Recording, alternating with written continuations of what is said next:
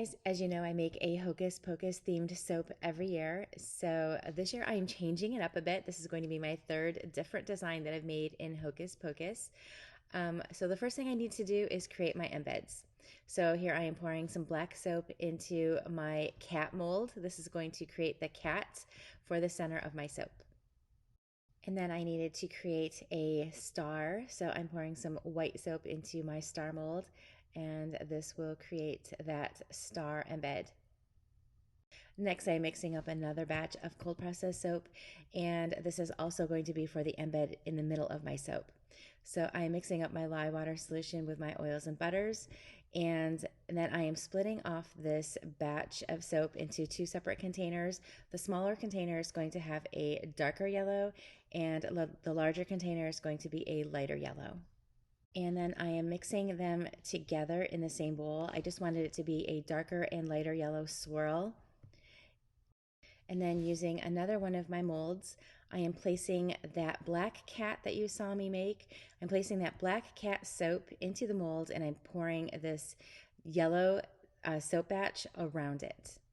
And this part took forever because I only have one of these molds, and I need 2 of these embeds per loaf.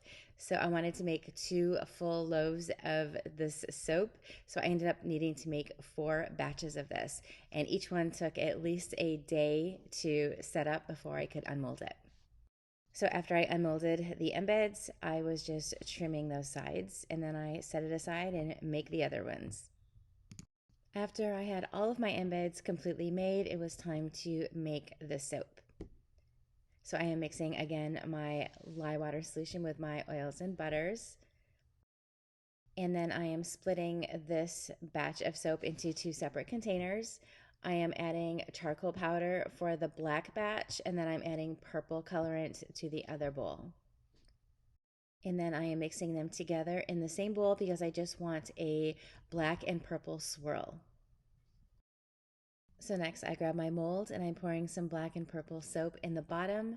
Then I'm adding my embed and pouring a little bit more soap on top. And then I'm adding those stars along the side. Then I'm pouring some more black and purple soap on top and just making sure it's all covered on top. And then on top, I am sprinkling on some of this really pretty onyx eco glitter that just goes so well with this soap. The next day, it is time to unmold and cut this soap. And yes, I did make 2 full loaves of this soap. Next, I'm placing my loaves of soap on my multi-bar cutter. This will cut up this loaf of soap into individual bars. And this is what the final soap looks like. I could not have been happier with how this turned out. It was exactly as I wanted it to be. The black cat Banks is in the middle of the moon with a star off to the side, and then just a black and purple surrounding it. My inspiration for this design was this. I believe this is the cover photo for the Hocus Pocus movie. So when I saw this photo, I really wanted to kind of make this into a soap. These soaps are scented in a Hocus Pocus fragrance, which is a rich and spicy fragrance combining fresh pumpkin with creamy coconut alongside warm, spicy notes of cassia and clove, all resting on a decadent base of maple, precious woods, and smoky bourbon. These are headed to my curing rack for the next 4 weeks, but you can pre-order these right now on my website at eartherella.com, and they will begin shipping the week of October 14th. Thank you so much for watching, and I hope you love this year's version of my Hocus Pocus soap.